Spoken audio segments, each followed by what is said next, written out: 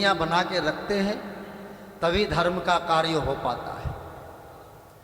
बंधुओं, आइए चर्चा करते हैं महर्षि दयानंद सरस्वती, जिनकी छत्र छाया में हम सब वेदों का प्रचार करते हैं। संसार में बहुत सारे मत मजहब संप्रदाय हैं, आप ध्यान पूर्वक उसका अवलोकन कर लेना और अपनी आत्मा की ओर झांक करके देख लेना, वे कहां खड़े हैं और आप कहां खड़े हैं।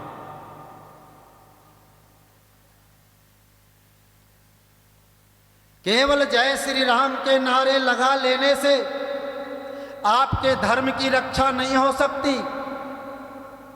केवल शिवरात्रि के अवसर पर शिव जी की बारात निकाल लेने से आपके धर्म की रक्षा नहीं होगी, जब तक आप अपने कर्तव्यों को नहीं जानेंगे, नहीं पहचानेंगे।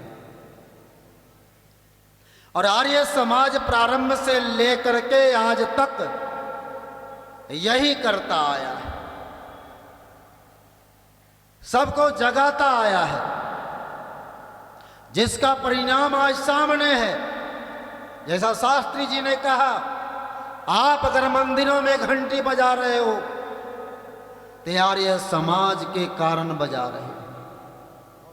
ताली बजाओ जोरदार एक बार। अभी कुछ दिन पहले एक पौराणिक विद्वान है, हरिद्वार के भारत माता मंदिर के आचार्य हैं, वे कह रहे थे, पौराणिक विद्वान, कि पौराणिकों को आर्य समाजियों को गाली नहीं देना चाहिए, कि आर्य समाजियों की ही कृपा है कि हम मंदिरों में पूजा कर पा रहे हैं। और वो विद्वान आर्य समाज के मंच पर अनेकों बार आए हैं, नाम अभी स्मृति में नहीं है, इसीलिए मैं नहीं बोल पा रहा। मेरा कहने का तात्पर्य है कि आपको अपनी मर्यादा को समझना होगा, और इसमें माताओं की विशेष भूमिका होनी चाहिए, क्योंकि ऋषि दयानंद ने आपको जगदम्बा के सिंहासन पर बिठाया है। ध्यान से सुन लो, आप कहते हो मैं हिंदू हूं, मैं राम का भक्त हूं, मैं हनुमान का भक्त हूं, मैं शिव जी की आराधना करने वाला हूं। लेकिन अगर कोई पूछे, जिस सनातन संस्कृति को आप मान रहे हो, उस सनातन धर्म की पहचान क्या है, कितने लोग बता पाएंगे? बताओ, कितने लोग बता पाएंगे सनातन धर्म की पहचान क्या है? आप ईसाइयों से पूछो, तुम्हारी पहचान क्या है? वो गले में क्रॉस पहनता है कि नहीं? क्रॉस को देख करके आपको पता चल जाएगा कि ये ईसाई है। अगर मुसलमानों को देखो, वो अपनी पहचान कभी नहीं छोड़ता, तालिबानी टोपी जरूर पहनेगा, 5 दफा नमाज जरूर पढ़ेगा, और बहुत सारे उसके पहचान। सिखों को देख लो, केस कड़ा कंघा कक्षा कृपान हिंदुत्व की धार है, धारण करता है, उसकी पहचान है। लेकिन हिंदुओं से पूछो, तुम्हारी पहचान क्या है? कोई माई का लाल ये बतलाने वाला? अरे तुमने अपनी पहचान को खो दिया, तुम्हारा धर्म कहां से बचेगा? कौन बचाएगा? और जब आर्य समाज के मंच से इस जागरण का शंखनाद किया जाता है, तो लोग कहते हैं, अरे ये तो आर्य समाजियों का काम है, ये आर्य समाज है, हमें वहां जाने का क्या मतलब है? मैं अभी भी कहता हूं, न संभलोगे तो मिट जाओगे। ऐ हिंदुस्तान वालों, तुम्हारी दास्ता तक भी न होगी दास्तान। आज भी वक्त है, समझ जाओ, नहीं तो अब कोई दूसरा भगवान बचाने के लिए नहीं आएगा। अरे त्रेता में भगवान राम आकर के संसार को मर्यादा का पाठ पढ़ा गया। द्वापर में भगवान कृष्ण आकर के गीता का उपदेश दे गया। इस कलियुग में ऋषिवर देव दयानंद आकर के वेदों का संदेश दे गया, और जो दयानंद के जगाने से नहीं जगा वो कभी नहीं जग पाए।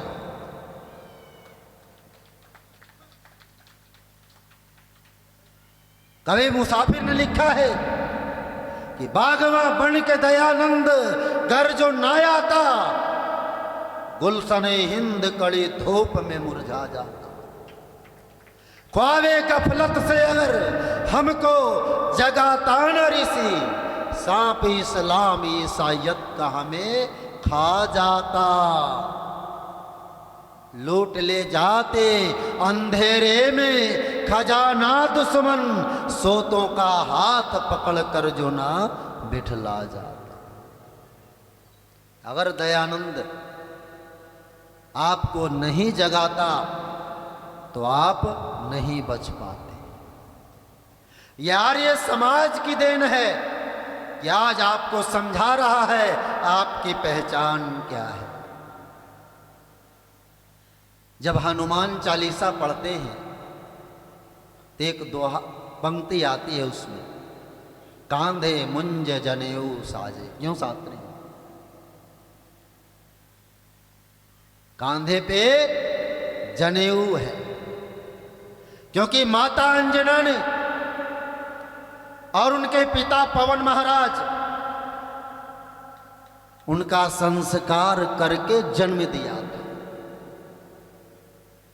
अभी शास्त्री जी के माध्यम से आप सुनेंगे, अगर ये हिंदू धर्म के लोग केवल हनुमान जी के जीवन को पढ़ ले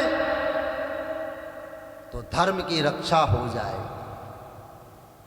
किस प्रकार से माता अंजना ने हनुमान का पालन पोषण किया था, किस प्रकार से पवन जी ने हनुमान के जन्म की व्यवस्था बनाई थी। बंधुओं, आज रामनवमी अगर आ रही है तो रामनवमी में आप संकल्प लो, भगवान हनुमान के जीवन को पढ़ने का संकल्प लो, भगवान राम के जीवन को समझने का संकल्प। जो विषय बहुत अलग है, मैं उधर नहीं जाना चाहता। मैं आज ये बतला देना चाहता हूं, आप अगर हिंदू हैं अर्थात आर्य हैं तो आपकी पहचान क्या होनी चाहिए, जो शास्त्रों में वर्णित है। अपनी मर्जी से मैं कुछ नहीं बोल रहा। महात्मा हंसराज जी आर्य समाज के बड़े विद्वान हुए। उन्होंने लिखा है, आर्यों की पहली पहचान चोटी और जनेऊ है। अगर आप अपने आप को आर्य कहते हो,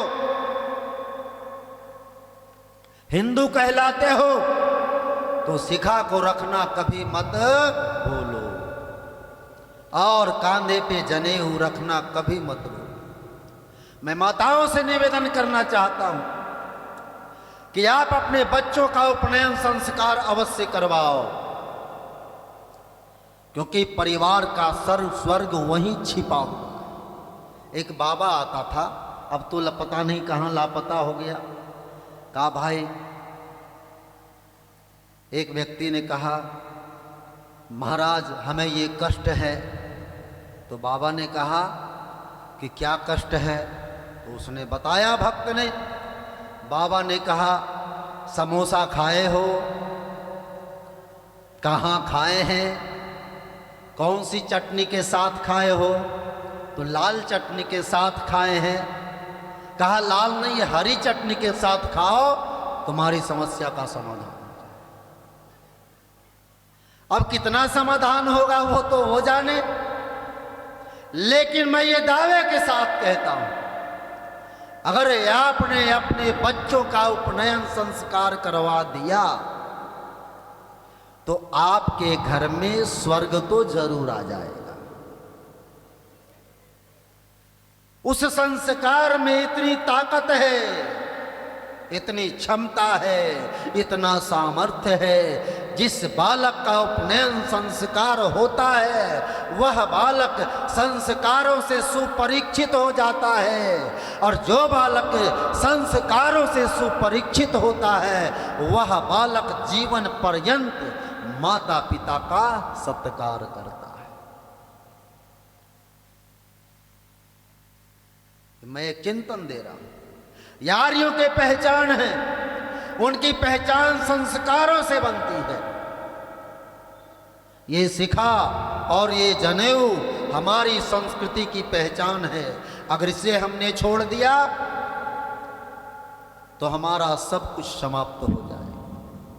एक जमाना था कि औरंगजेब जनेऊ को गिनता था, हजारों जनेऊ जब उसके सामने आता था तब वह व्यक्ति जलपान करता था, अर्थात इतने इतने हिंदुओं के सर काटे जाते थे। और हमारे हिंदू भाई चोटी और जनेऊ की रक्षा के लिए अपने अपने जीवन की आहुति दे देता था, लेकिन उसे कटने नहीं देता था। आज दुर्भाग्य है, अपना राज्य है, स्वराज्य है, लेकिन हम अपने हाथों से जनेऊ और चोटी को त्यागते चले जा रहे हैं। बताओ धर्म की रक्षा कैसे हो? केवल जयकारा लगाने से धर्म की रक्षा होगी? अभी भी वक्त है। 4 दिनों तक यहां यज्ञ चल रहा है, 1 दिन समाप्त हुए, 3 दिन शेष रह गए। जो अपने अपने बच्चों का उपनयन संस्कार नहीं करवाया हो आकर के यहां करवा लेना,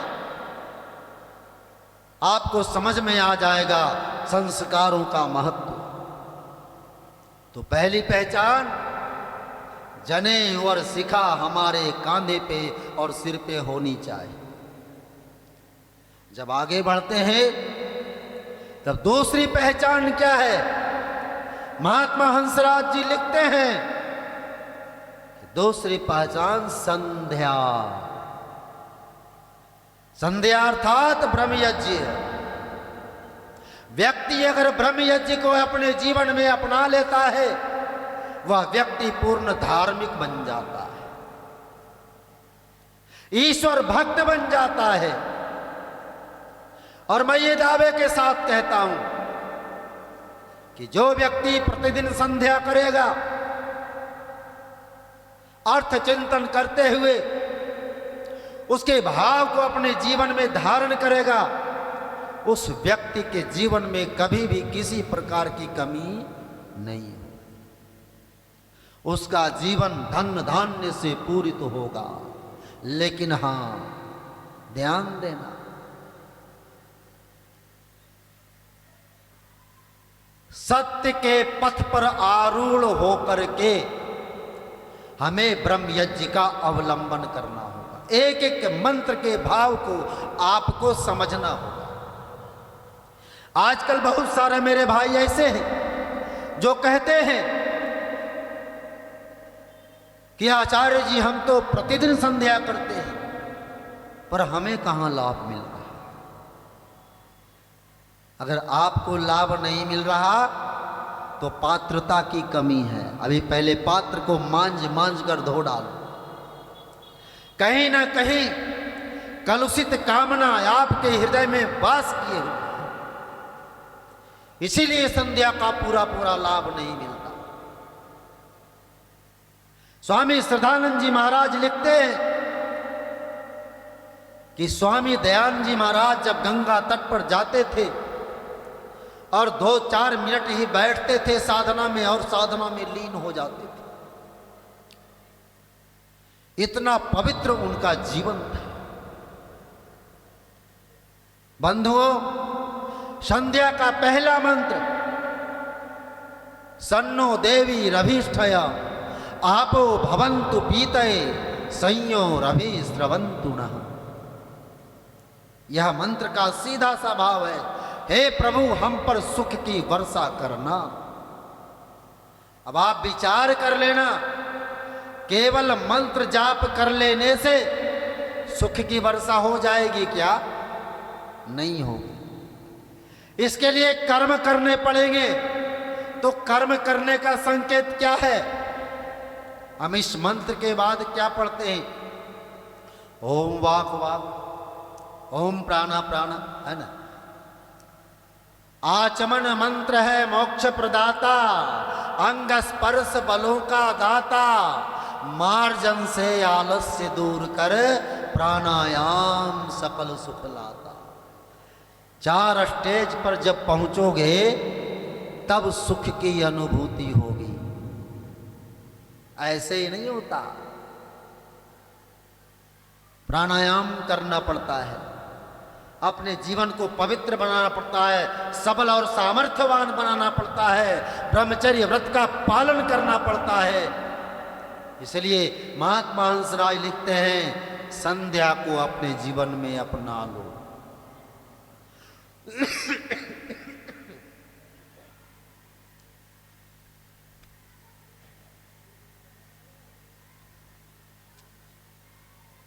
जब जीवन पवित्र हो जाएगा, यह आपकी पहचान है।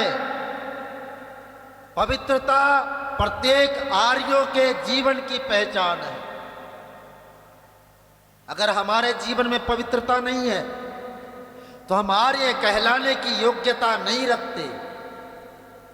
जो वैदिक संस्कृति हमारे बीच में विद्यमान है, जिसकी चर्चा हमारे भानु जी अंतिम पैराग्राफ में कर रहे थे, ये वैदिक संस्कृति क्या है, समझने का प्रयास करें। वैदिक संस्कृति को बचाने के लिए हमारे वीरों ने बड़े बड़े बलिदान दिए। जब देश आजाद नहीं हुआ था, उस समय वैदिक संस्कृति को बचाने के लिए हमारे देश के नेताओं ने बड़े बड़े आंदोलन किए। अंग्रेजों के खिलाफ बगावत किया, मुगलों के खिलाफ बगावत किया। इतने कुचले गए, दबाए गए, मारे गए, फिर भी अपनी संस्कृति को नहीं छोड़ा। और आज हम अपनी संस्कृति को अपने आप छोड़ते चले जा रहे हैं।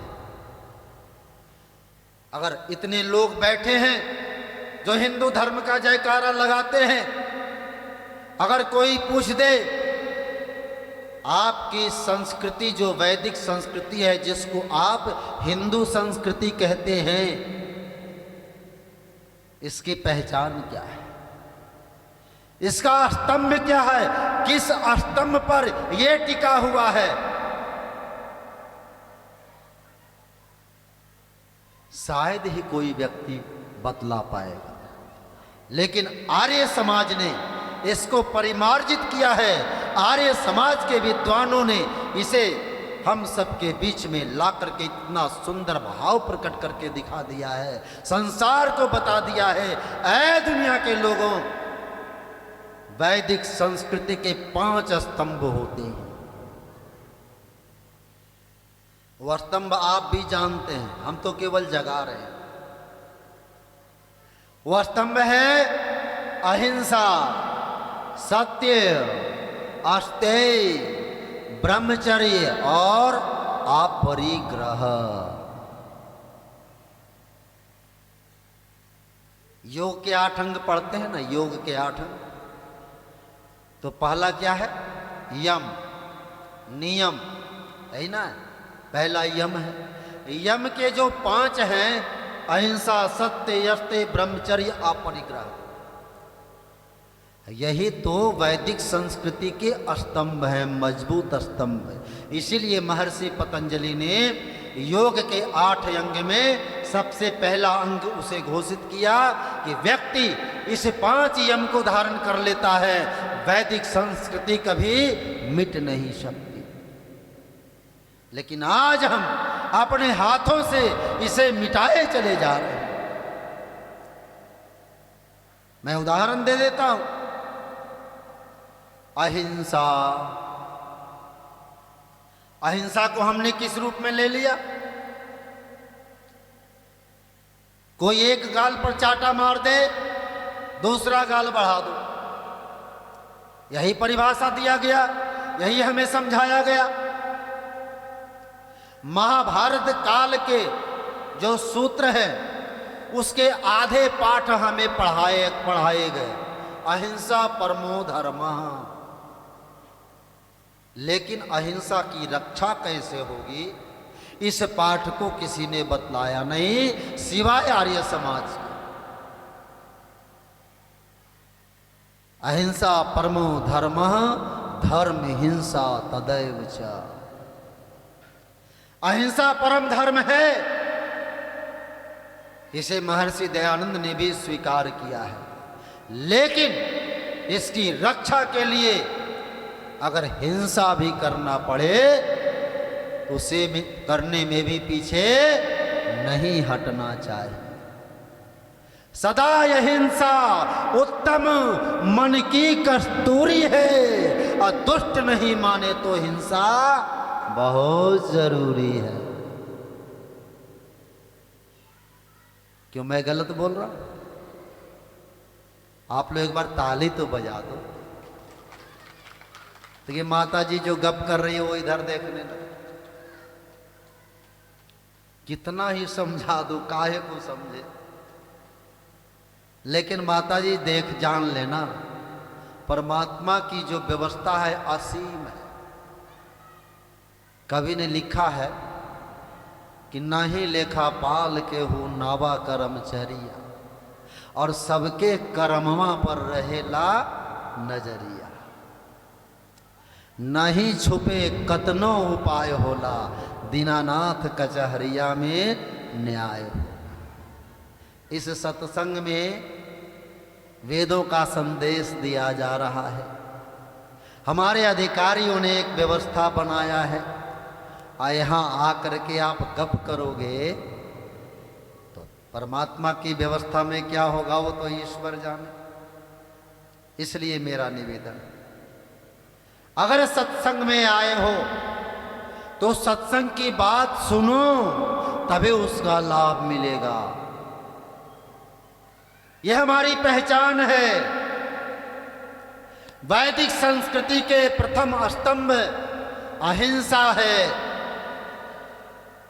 लेकिन आज सारा संसार हिंसक बन चुका है। हिंसा का मतलब केवल मार काट करना नहीं होता। अगर हमारे मन में किसी के प्रति द्वेष भावना भी है, वो भी एक प्रकार से हिंसा है।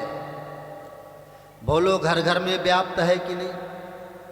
भाई भाई में द्वेष है कि नहीं? भाई बहन में द्वेष है कि नहीं? गोतनी गोतनी में द्वेष है कि नहीं? पुत्र पिता में द्वेष है कि नहीं? कहाँ नहीं? क्यों है? क्योंकि आपने वेद मंत्र को छोड़ दिया। वेद मंत्र आदेश देता है भाई भाई से कभी द्वेष ना करे, भाई बहन से द्वेष ना करे, पुत्र पिता से द्वेष ना करे। ये वेद का संदेश है। इस संस्कृति को आपने छोड़ दिया, पहला स्तंभ धराशायी हो। इसलिए बंधुओं, इस सारे समाज के मंच से मैं निवेदन करना चाहता हूं कि आप इस वैदिक संस्कृति के स्तंभ को मजबूत रखने का कार्य करो, और अपने घर में ही सबसे पहले अपनी संस्कृति को सबल बनाओ। किसी से द्वेष ना करो। 4 दिन की जिंदगी फिर अंधेरी रात। जिंदगी 4 दिन की है, किसके लिए है? सारा परमात्मा को समर्पित कर दो। कोई लेकर के जाने वाला नहीं है। किसके लिए लड़ते हो? अपने धर्म का ह्रास करते हो अपने हाथों।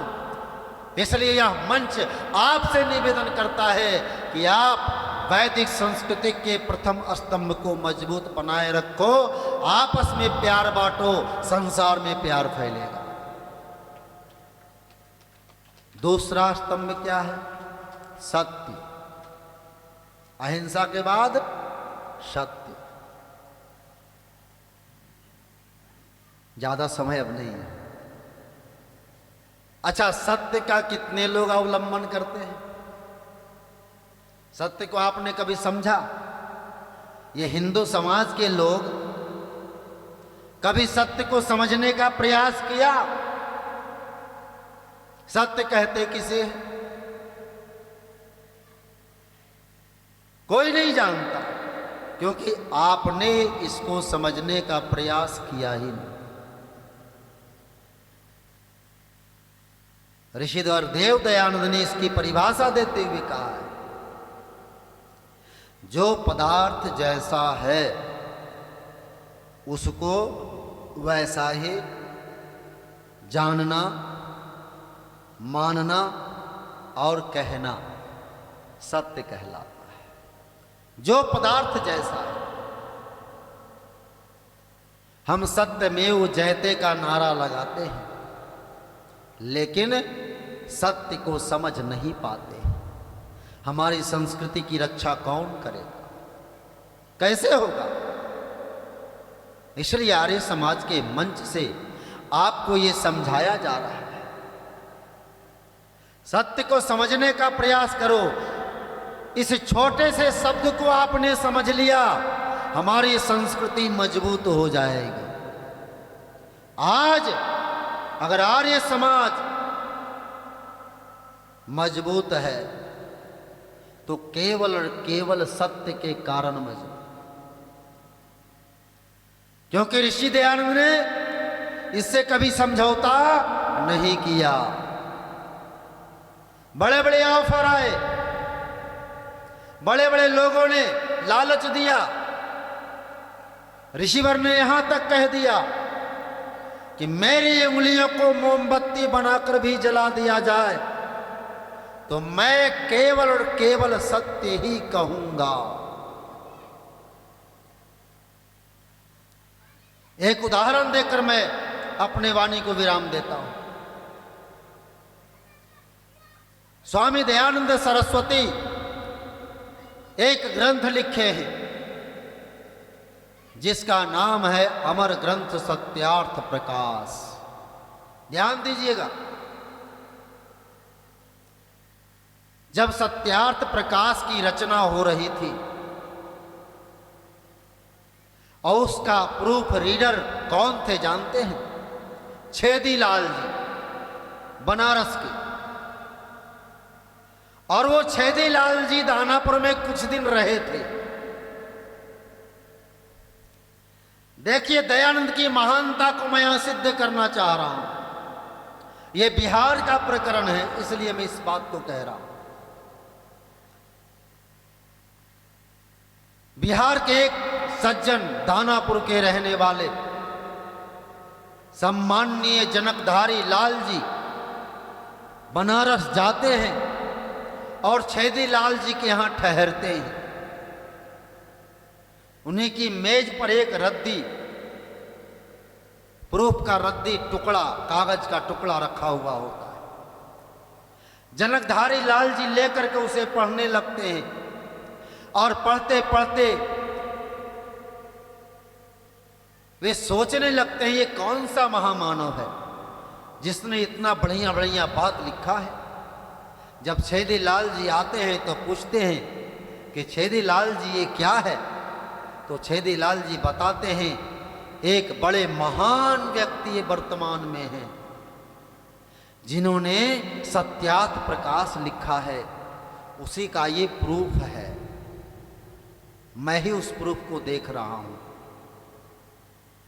कहा, उसकी महानता का कारण क्या है? जनकधारी लाल जी पूछते हैं, उसकी महानता का कारण क्या है? तो छेदी लाल जी कहते हैं, वे सत्य बोलने में महान हैं। वे जीवन में कभी झूठ नहीं बोलते, चाहे राजा भी नाराज हो जाए फिर भी वो व्यक्ति सत्य ही बोलता है और किसी से डरता नहीं है। देखे ऋषि दयानंद की महानता। और जनकधारी लाल जी ने निवेदन किया कि इस प्रूफ को हमें दे दो, हम बिहार लेकर के जाते हैं और वहां लोगों को पढ़ करके सुनाएंगे। जनकधारी लाल जी वो प्रूफ लेकर के चले आते हैं और अपने मित्र मंडली में सुनाते हैं। जब सुनाते हैं तो लोग बड़े प्रसन्न हो जाते हैं। बहुत अच्छी पुस्तक है बंधुओं, ध्यान देकर सुन लेना। जिस आर्य समाज की छत्र छाया में आप बैठे हो, इस आर्य समाज का बिहार की धरती पर सबसे पहले बीजारोपण उसी रद्दी प्रूफ के कारण हुआ था। इसीलिए मैं इस बात को कह रहा हूं। उसी वर्ष सोनपुर में मेला लगा और जनकधारी लाल जी अपने कुछ मित्रों के साथ सोनपुर मेला जाते हैं। वहां से वो ग्रंथ जो छप चुका था सत्यार्थ प्रकाश और ऋग्वेदादि भाष्य भूमिका लेकर के आते हैं। ऋग्वेदादि भाष्य भूमिका के पृष्ठ पीछे में स्वामी दयानंद के पत्राचार का पता छपा होता है और वहां से बिहार के बहुत ही संभ्रांत व्यक्ति बाबू माधो लाल जी स्वामी दयानंद जी से पत्राचार करते हैं। 1 अप्रैल 1879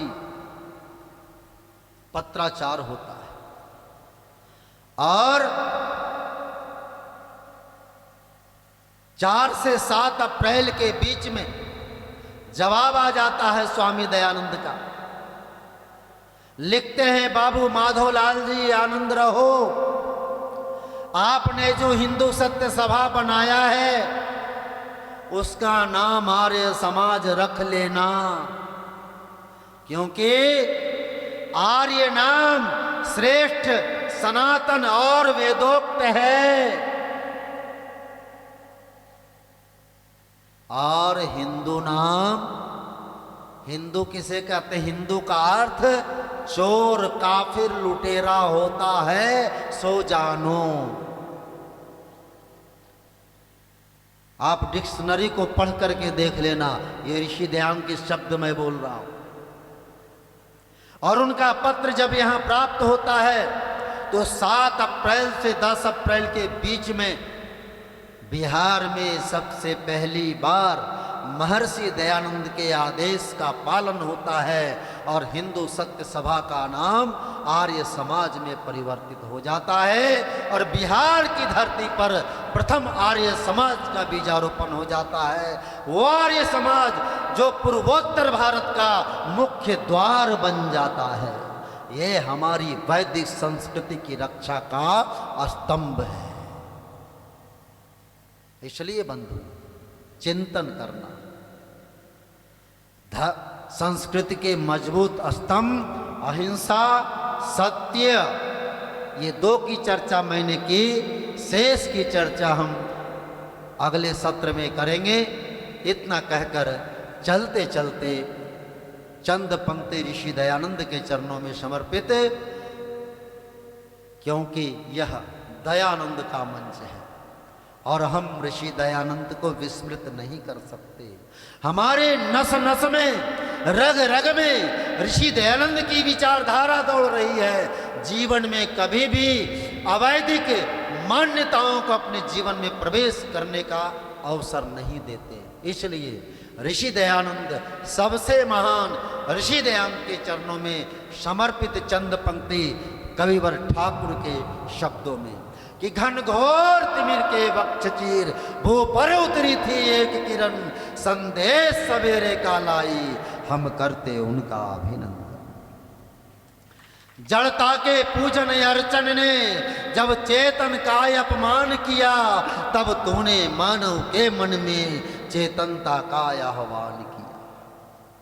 जंजीरों से जकड़े स्वदेश की राह दिखाई थी तूने, जिसको न काल भी बुझा सके वह समा जलाई थी तूने। तू पराधीनता पास तोड़कर मुक्ति दिलाने आया था, वेदों की धरती सोई थी तो उसे जगाने आया था।